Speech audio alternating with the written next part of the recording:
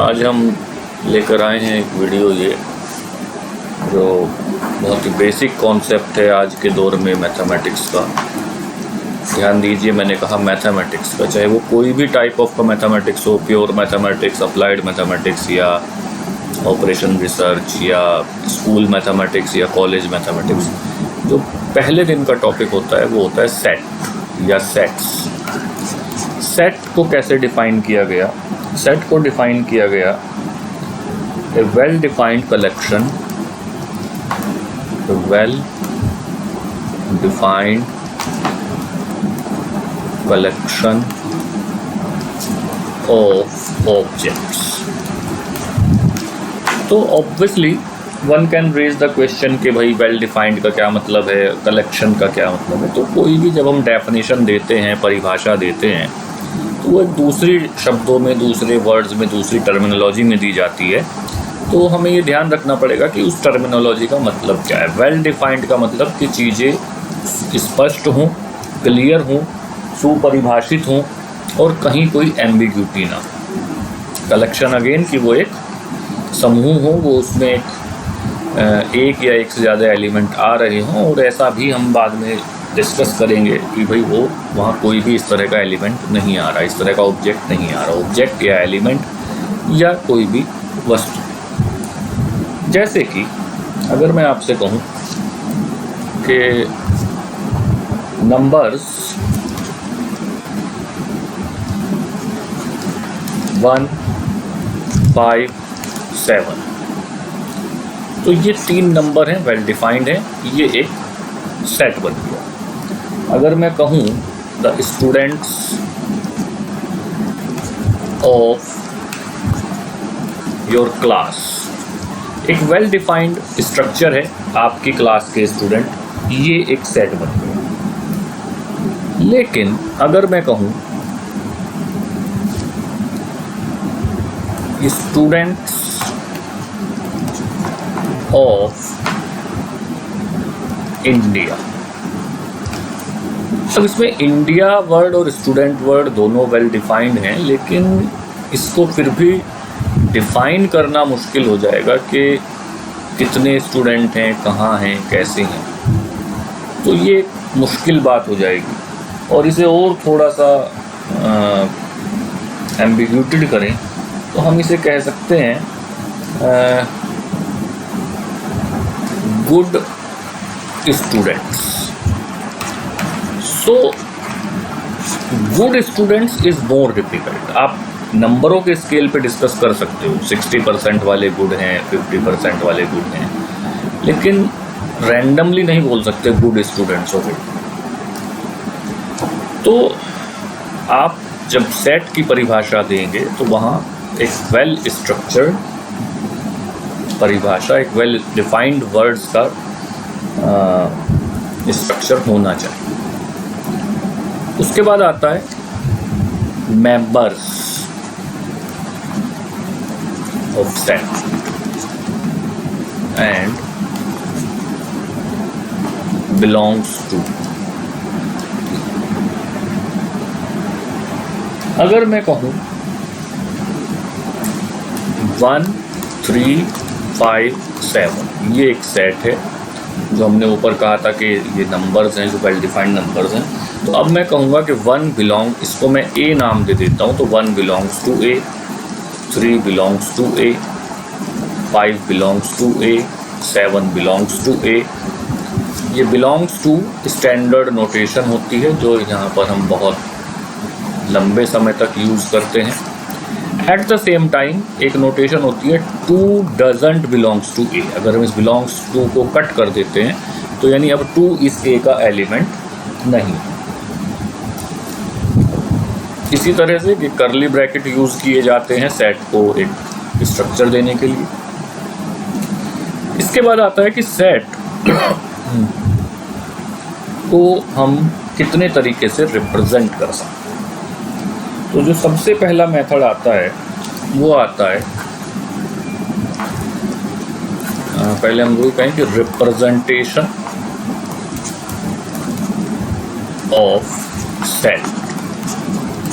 Representation of set का मतलब कि एक सेट को हम कितने तरीके से लिख सकते हैं। याद रखने वाली बात है, सेट को हम हमेशा कैपिटल एलिमेंट से डिनोट करेंगे और सेट के एलिमेंट्स को हम स्मॉल एलिमेंट से डिनोट करेंगे। अब आता है रोस्टर और टेबुलेशन मेथड। क्या मतलब है इस मेथड का? मान लीजिए जैसे हमने ऊपर जो हम लेके चल रहे हैं 1 3 5 7, या तो हम इस तरह से लिख दें या मतलब एक टेबल में लिखें, तो ये कहलाता है रोस्टर मेथड। और इसमें हम सारे एलिमेंट्स को 2 कर्ली ब्रैकेट्स के बीच में लिस्ट कर देते हैं। लिस्टिंग मेथड भी कई बार इसे बोला जाता है। दूसरा जो मेथड है वो है रूल मेथड और सेट बिल्डर मेथड। अगर ऊपर वाले ही सेट की हम बात करें तो इसे हम लिख सकते हैं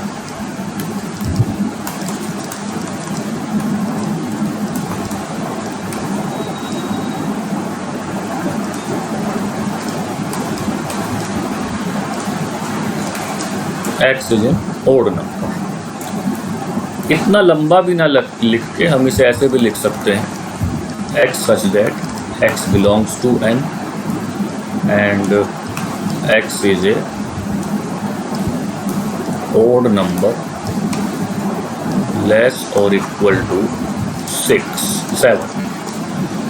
तो कुल मिला के यानी जब हम किसी सेट के सारे एलिमेंट्स को 1 बाई 1 टेबल कर रहे हैं, लिस्ट कर रहे हैं, तो वो कहलाता है रोस्टर मेथड और tabulation method.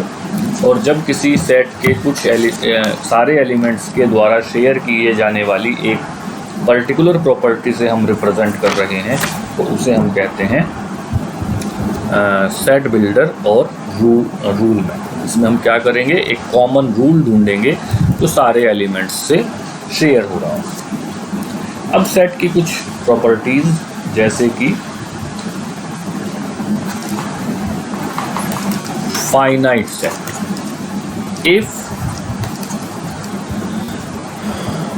The number of elements in a set is finite, then the set is called a finite set. ऊपर जो हमने एग्जाम्पल दिया 1 3 5 7 वाला, वो एक फाइनाइट सेट का एग्जाम्पल है। रियल लाइफ में बात करें तो हम कह सकते हैं कि the states of India,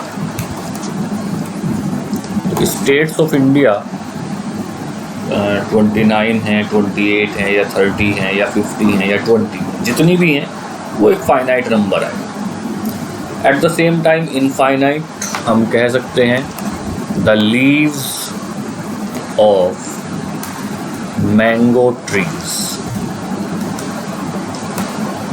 in UP.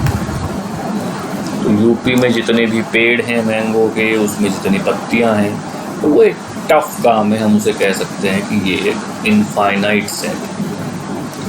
ये हमारा दूसरा सेट हो जाता है जिसे हम बोलते हैं इनफाइनाइट सेट। इनफाइनाइट सेट हमारा क्या होता है कि अगर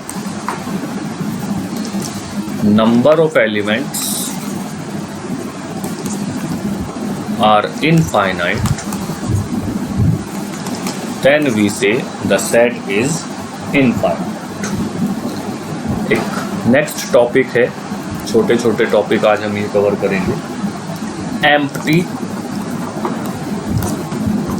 और नल सेट। एक वो सेट जिसमें कोई एलिमेंट लाई ही ना कर रहा हो वो कहलाता है एम्प्टी सेट। मैथमेटिकली अगर मैं कहूँ x such that x square is less than 0, तो and x belongs to r, तो ऐसा कोई रियल नंबर नहीं होता जिसका स्क्वायर 0 से छोटा। तो ये सेट कैसा बन गया, ये बन जाएगा एम्प्टी सेट।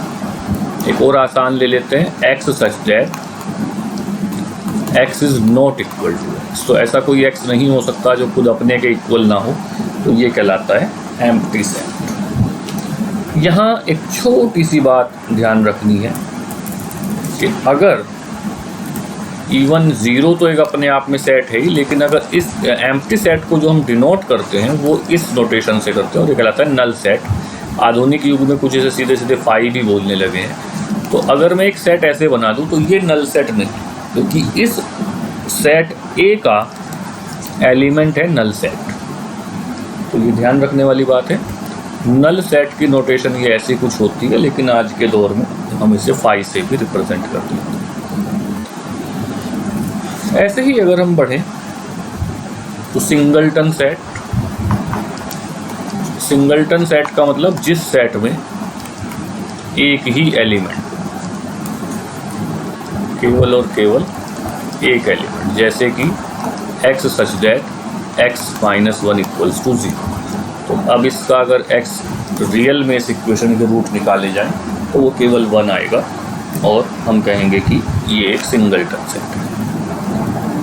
इक्वल सेट्स थोड़ा सा मुश्किल भी है और थोड़ा सा समझने वाली बात है कि two sets are equal if and only if equal sets, two sets are equal if and only if they have same number of elements and exactly same elements। Order change हो सकता है, ऑर्डर का matter नहीं करता set में, लेकिन number of elements equal होने से सेट इक्वल नहीं हो जाता। उसके लिए आपको उसमें जो नंबर ऑफ एलिमेंट्स हैं वो एलिमेंट्स भी सेम होने चाहिए। यानी अगर किसी सेट में 5 एलिमेंट हैं तो कोई भी वो दूसरा सेट जिसमें 5 एलिमेंट हैं वो दोनों सेट इक्वल नहीं हो जाते। दोनों सेट के वो 5 एलिमेंट्स भी एग्जैक्टली इक्वल होने चाहिए। तो ये कुछ डेफिनेशंस हमने आज पढ़ी, बाकी अगले वीडियो में। तब तक थैंक यू वेरी मच।